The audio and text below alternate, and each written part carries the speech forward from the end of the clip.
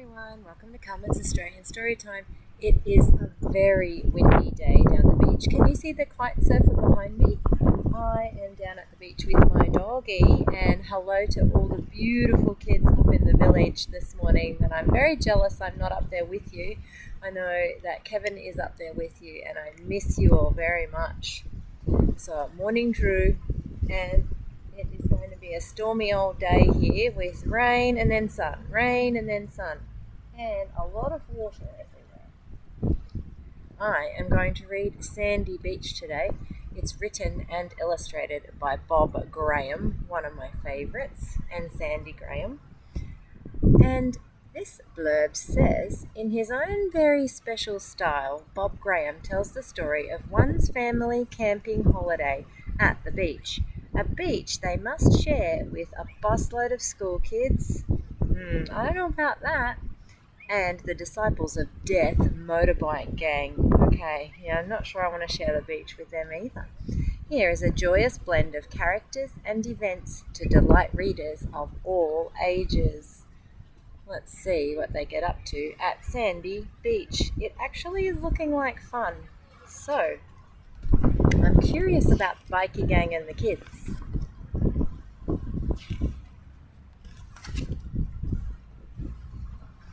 There were plenty of tears at the start of our holiday. Dad cried about leaving our dog. Mum cried about leaving Grandma and Granddad. Gerald cried because he'd been awake all night, overexcited and couldn't sleep.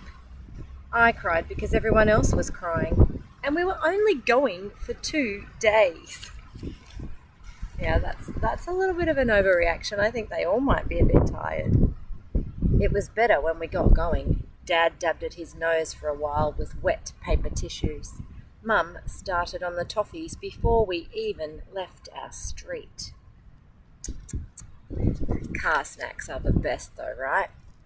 Gerald went straight to sleep with his mouth open, and I put my headphones on and listened to my tape, the best of the heartbeats. Okay, so let me tell you about tapes. Tapes are they look like little black rectangles, and we used to record our music onto them, and we couldn't just listen to whatever we wanted, only what was on the tape, and we'd put it into another box that would wind the wheels along and play our music to us.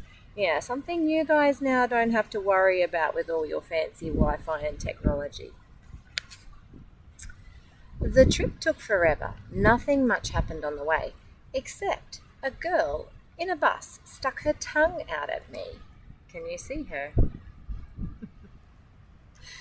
Now, they're going through the city, and this bus looks like a busload of school kids. I'm going to make a prediction that they said there was a busload of school kids coming to the same place. What do you think? Let's see if we're right. And this is the speed sign 100, and I definitely think the advertising for a hamburger is a very big sign, don't you? It's making me a bit hungry for breakfast. At the campsite, things picked up. There were people on motorbikes. They were called the Disciples of Death. That's what we read about. There they are there. They don't look too bad, do they?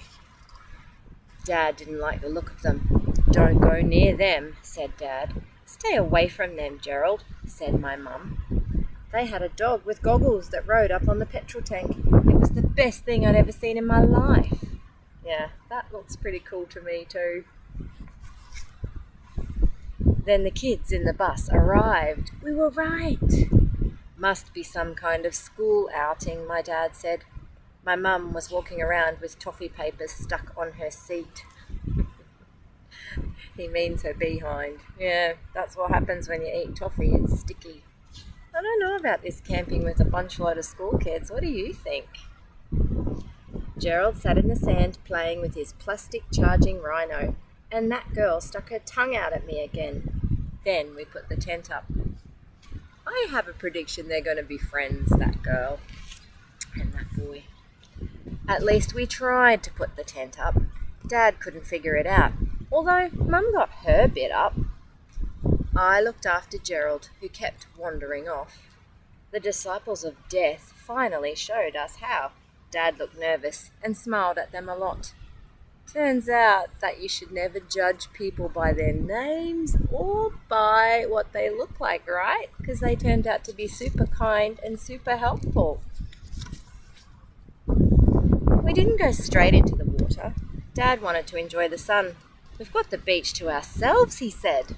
Looks like it here, but look what's coming. Oh no, I don't think they picked a very good spot to sit. I'm making a prediction that girl is going to land right on top of someone at the bottom. What do you think? It's so peaceful here, my mum kept saying. Gerald was happy enough, just blobbing around in the sand. The girl from the bus, oh no, fell right out of the sky onto Dad. He wasn't too pleased. You've got the whole beach, he said, and you land on me. So we shared the beach with the school kids. They played a cowboys getting shot game to see how far they could roll. So you had to do some acting. You had to pretend you were getting shot and fall off the hill. I joined in. It was just like the cowboys in the films. High dives from the tops of buildings into the dusty street. I won. The girl with the tongue was quite impressed. So were the disciples of death. I think he likes this bikie gang.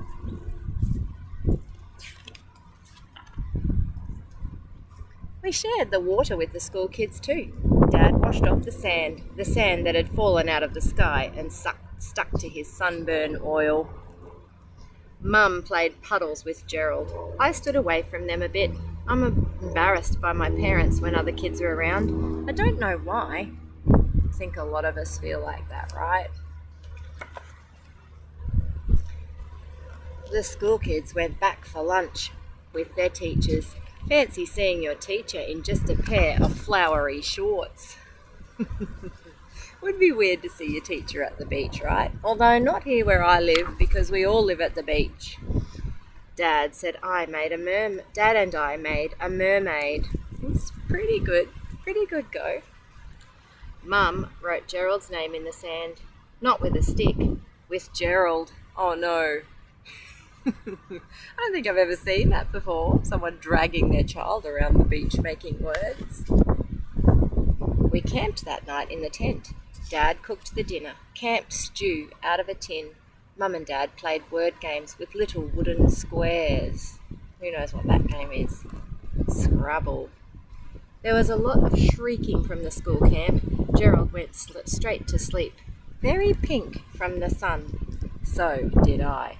Yep, being at the beach makes you tired, doesn't it? Next day, we played boats in the rock pool with some ice cream sticks from the disciples. We buried Mum in the sand. Oh no. They're doing a good job. They're good friends with the disciples of death now, aren't they? Dad caught a rather small fish and Gerald ate something disgusting from his fishing bucket. Oh no. Sometimes toddlers do that, don't they? And we slept our second night in the tent. Looks like they're great friends with the bikie gang now. In the morning, we all packed up. The lady disciple brought us a raspberry ice pop each. So it turns out they're super fun and friendly.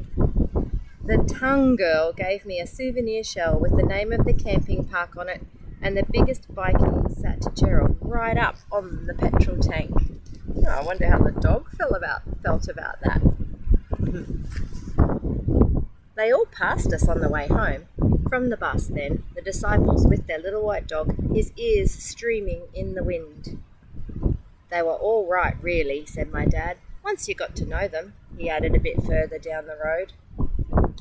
Here they all are, passing them. Looks like they had a great camping trip. There was still a slight smell of old fish about Gerald. Dad held him at arm's length. Let's get Gerald into the bath, my mum said. Wonder what he ate. What? It's quite a while back now, but I've still got the icy pop sticks and the shell. Souvenirs, I guess. And you know why souvenirs are so good? Because they hold the memories, don't they? Whenever he sees these, he's going to remember his great camping trip and meeting some bikie gang and some people on a bus, lots of school kids. Thank you for joining me on Carmen's Australian Storytime. What an awesome book. Definitely one for the bookshelf if you can get your hands on it. An oldie, but a goodie. Thank you for joining me. I look forward to reading to you again soon. Bye for now. Oh, hang on. Let me show you. The weather is completely different at the moment. Normally there's a lot more sandy beach, but the tides come right in because of all the rain that we've been getting.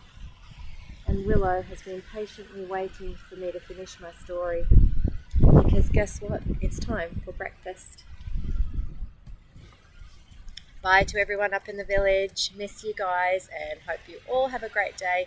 And I hope everyone's doing a great job at school because we're right in the middle of all our tests at the moment. So I hope you're doing a good job. Bye for now.